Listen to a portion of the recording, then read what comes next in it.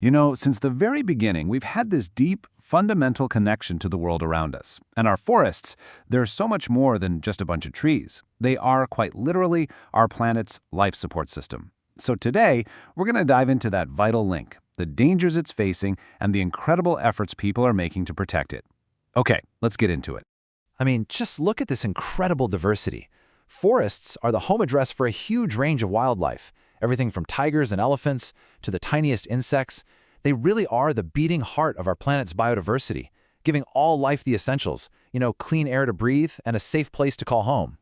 And really, that connection between all of us, it all comes down to something so simple, so automatic, we barely even think about it: breathing.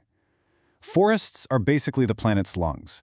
They breathe in all that carbon dioxide and then breathe out the oxygen that you and I and every other creature need to survive. It's this beautiful, vital cycle that connects every single living thing on Earth. But here's the thing. This amazing, life-giving system is under a serious threat. Forests are tough, they're resilient, but they are also disappearing at a pretty scary rate. So let's take a closer look at what's really driving this change. The number one threat has a name we all know: deforestation. But it's important to get this right. We're not just talking about chopping down a few trees. We're talking about the permanent destruction of entire forests, clearing the land for other stuff like farming or cities, which changes the landscape forever. So what's behind all this? Well, it's a whole mix of things, all interconnected. The big stuff like huge mining operations and massive development projects, they get all the headlines. But get this, commercial farming alone is responsible for something like 80% of deforestation in the tropics.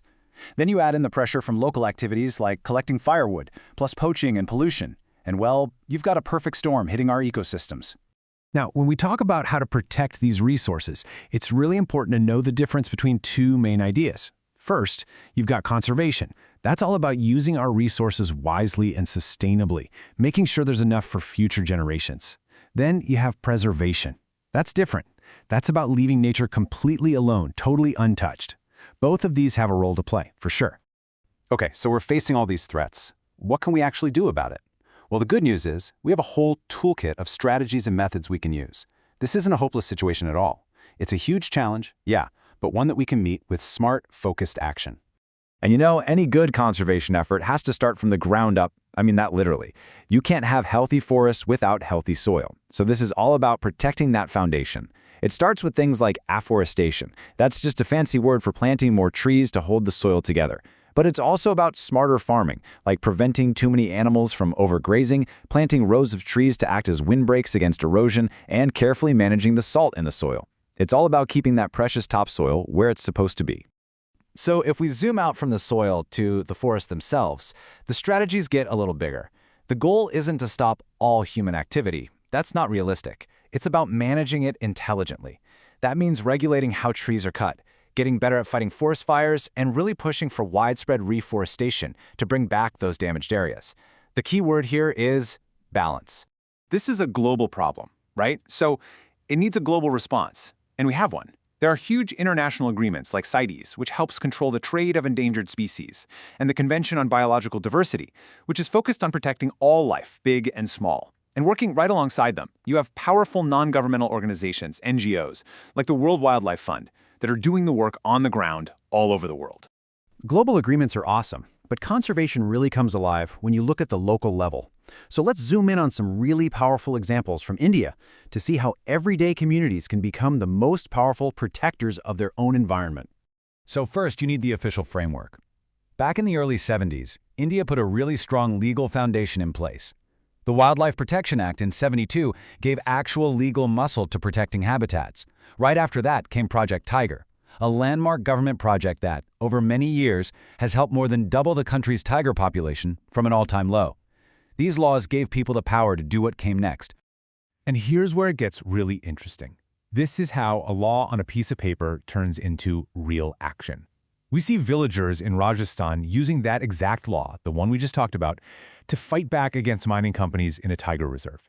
This is what people power, backed up by national law, looks like. And it goes even further than that. In the same area, villagers didn't even wait for the government to act. They took things into their own hands.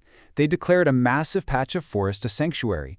And, this is the crucial part, they made their own rules to protect it. including a complete ban on hunting. That is grassroots conservation at its absolute best. And of course, you can't talk about community action without bringing up the famous Chipko movement. This is where local people, mostly women, literally hugged trees to stop loggers from cutting them down. It was such a powerful, symbolic act of resistance that not only saved forests, but also kicked off this huge wave of community-led tree planting. So eventually, the government saw how powerful these local movements were and caught on.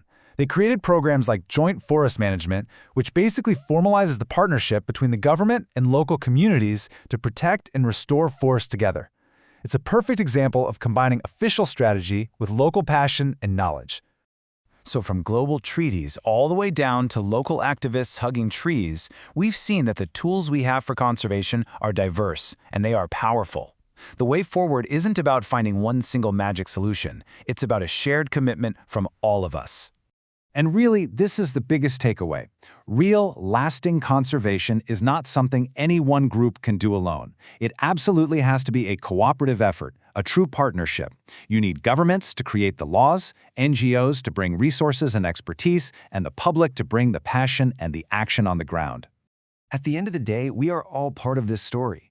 These ecosystems give us the very air we breathe, the water we drink. They sustain us. So the real question we all have to answer is, how are we going to sustain them? Because honestly, our own survival really depends on the answer.